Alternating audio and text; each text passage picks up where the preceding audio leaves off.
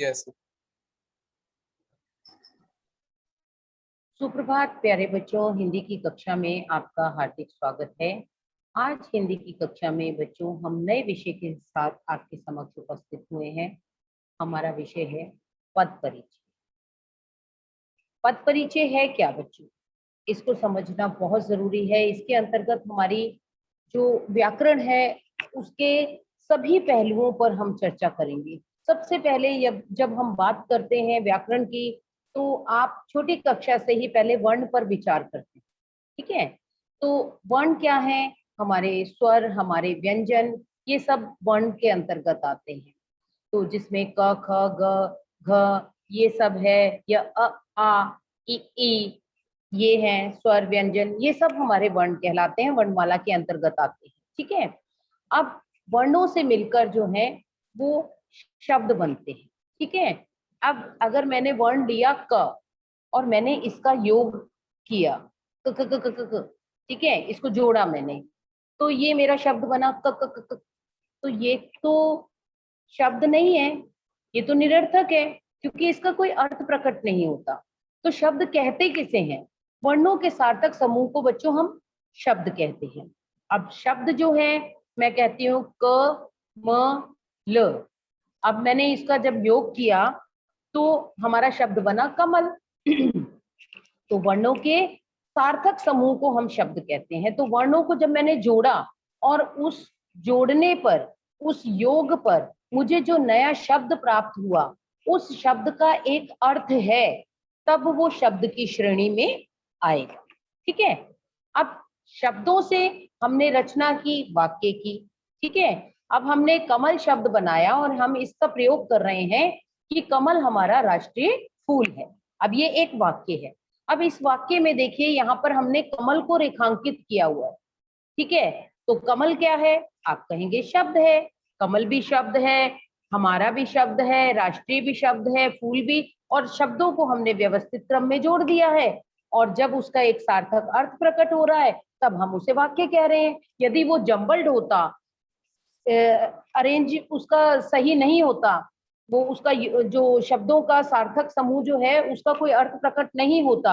यदि मैं कहती हूँ हमारा राष्ट्रीय कमल फूल है, या है फूल, तो वो एक वाक्य नहीं बना ना, तो उसका कोई अर्थ भी प्रकट नहीं हो रहा, तो हम उसे वाक्य नहीं कहेंगे। वाक्य कब होता है? जब वो एक व्यवस्थित क्रम में होता है, ठीक है? अब कमल जो था वो शब्द था, लेकिन जब उसका प्रयोग मैंने वाक्य में कर दिया, तब बेटा वो शब्द नहीं कहलाएगा, पद कहलाएगा। तो what is the difference between शब्द एंड पद? शब्द जो है बेटा वो स्वतंत्र इकाई होती है, ठीक है? शब्द वर्णों का सार्थक समूह होता है। लेकिन जब शब्द का प्रयोग हम वाक्य में करते हैं, जैसे कमल हमारा राष्ट्रीय फूल है, इसमें कमल एक पद कहलाएगा, शब्द नहीं कहलाएगा, ठीक है? तो कमल यहाँ पर एक शब्द नहीं है, पद है। हमारा पद है, राष्ट्रीय पद है, फूल पद है पद है। तो जब हम शब्दों का प्रयोग वाक्य में करते हैं, तब वे शब्द ना कहलाकर क्या कहलाते हैं बच्चों? पद कहलाते हैं, ठीक है? तो आपको पद और शब्द के बीच में भेद पता चल गया। अब यहाँ पर बात की जा रही है पद परिचय की।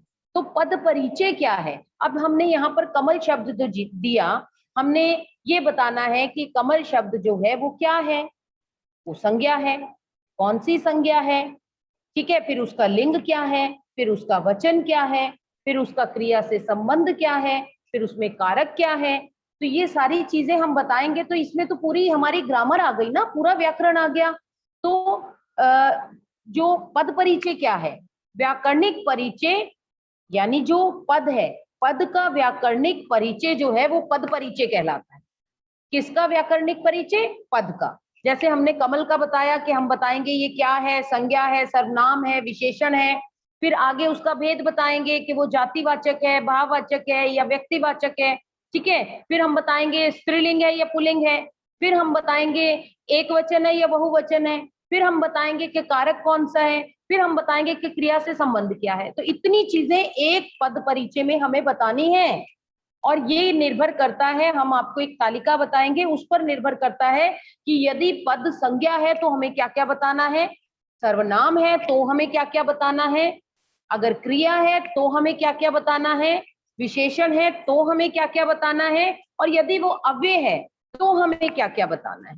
अब ये तो बात हुई वर्ण किसे कहते हैं, शब्द किसे कहते हैं, ठीक है, पद किसे कहते हैं, पद परिचय किसे कहते हैं। अब बात आती है पदबंध, ठीक है। तो पदबंध क्या है, जब दो या दो से अधिक पद नियत क्रम से किसी पद का कार्य करते हैं तो उन्हें पदबंध कहते हैं, ठीक है। यानी जब दो या दो से अधिक पद जो हैं वो इकट्ठे प्रयोग में लाए जा रहे हैं, नियत क्रम में लाए जा रहे हैं, तब हम उन्हें क्या कहते हैं, पदबंध कहते हैं, पदों का बंध हो जाता है, ठीक है। आगे बढ़ते हैं, आगे हमारे जो है शब्द। अब शब्द की हम बात कर रहे हैं, व्याकरण पर जब हम चर्चा कर रहे हैं तो शब्द हमारे जो होते हैं वो दो प्रकार के होते हैं, विकारी भी होते हैं और अविकारी भी होते हैं। तो ये वेब चार्ट आप बना लेंगे अपने नोट्स के अंतर्गत अपनी उत्तर पुस्तिका में, ठीक है। तो अब शब्द के दो भेद, इन्हें समझने का प्रयास कीजिए, विकारी और अविकारी। अब मैंने देखिए यहाँ पर लिखा है विकारी जिनमें परिवर्तन होता है और अविकारी जिनमें परिवर्तन नहीं होता है। तो विकारी के अंतर्गत हमने आपको बताया जिसमें परिवर्तन होता है, जिसके अंतर्गत चार आते हैं हमारे व्याकरण के पहलू, पहला संज्ञा, दूसरा सर्वनाम, तीसरा विशेषण और चौथा क्रिया। बच्चों ये बहुत महत्वपूर्ण पाठ है, तो कृपया आप इसे अपनी रफ कॉपी में लिखते जाइए, जो मैं बात आपको बता रही हूँ समझने के लिए। तो अब विकारी में मैंने आपको बताया संज्ञा। अब मैंने कहा राम खाना खा रहा है, ठीक है, राम जो था वो संज्ञा था, ठीक है। अब मैंने कहा राधा खाना खा रही है, अब राम था तो खा रहा है, राधा थी तो खा रही है, तो यहाँ परिवर्तन हो गया, संज्ञा में भी परिवर्तन हो गया, राम का राधा हो गया, और उसमें लिंग के आधार पर भी परिवर्तन हो गया, राम था तो खा रहा है, राधा थी तो खा रही है, ठीक है। अब सर्वनाम की मैं बात करती हूँ, तो सर्वनाम में मैं कह रही हूँ कि उन्हें यहाँ बुलाओ, ठीक है, तो उन्हें यहाँ बुलाओ मैंने कहा, अब उन्हें की जगह मैं कहूंगी उसे यहाँ बुलाओ, ठीक है।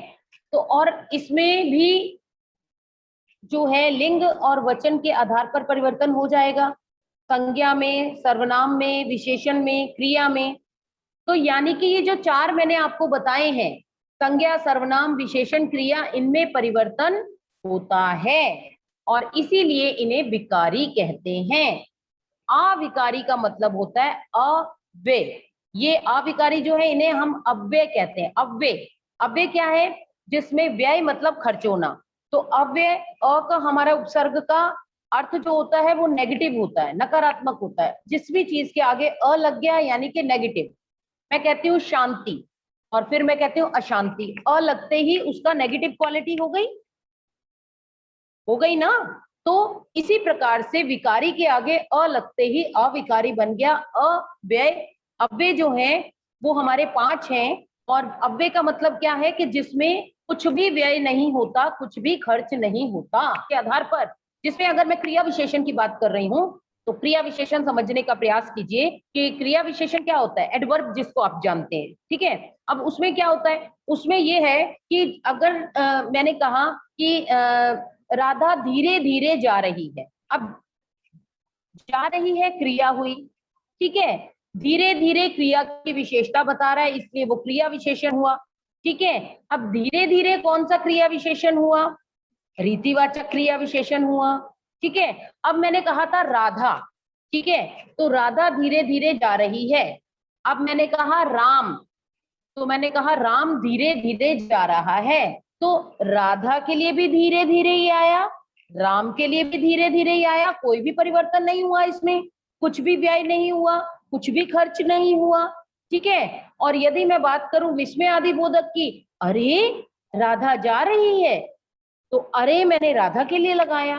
फिर मैं राम के लिए बात करती हूँ, अरे राम जा रहा है, तो दोनों में ही अरे आया, कुछ भी चेंज नहीं हुआ, ठीक है, कोई भी परिवर्तन नहीं हुआ। और मैं यदि बात करूं कि निपात की, तो राम ही दिल्ली जाएगा, राधा ही दिल्ली जाएगी, अब राम के लिए भी ही आया, राधा के लिए भी ही आया, तो कोई भी परिवर्तन नहीं हुआ, इसमें तो कुछ भी व्यय नहीं हुआ।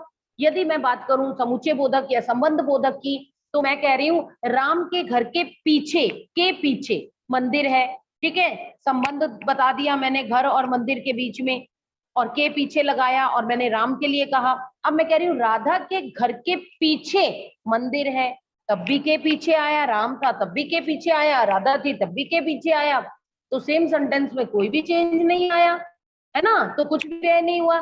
समुच्चय बोधक की बात करूं तो मैं कहूं कि राम और राधा जो है वो राम जा रहा है और राधा आ रही है, ठीक है, मैंने और का प्रयोग किया, तो इसमें भी कोई, अगर मैं सेंटेंस को सेम रखती हूँ तो कोई परिवर्तन नहीं होगा।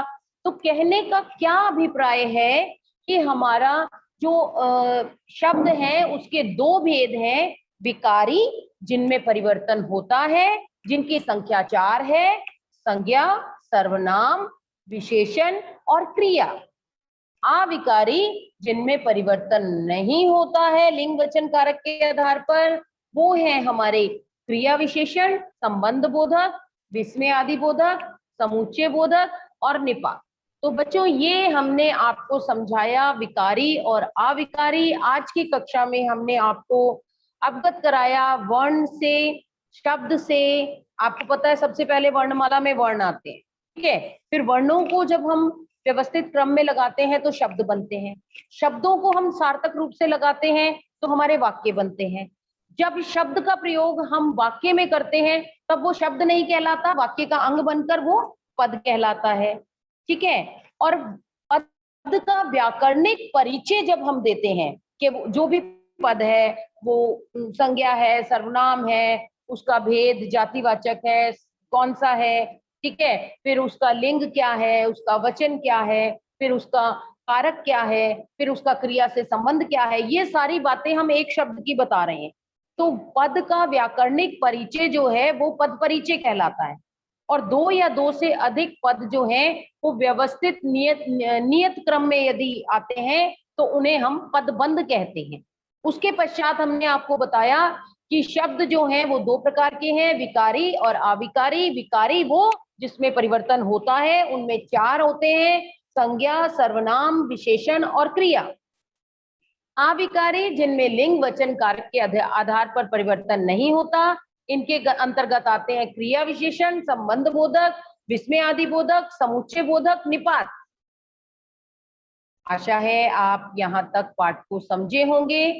तो अब समय समाप्त होने के कारण आपसे अनुमति चाहूंगी, कल की कक्षा में आपसे पुनः भेंट करूंगी, तब तक के लिए अनुमति चाहती हूँ। धन्यवाद।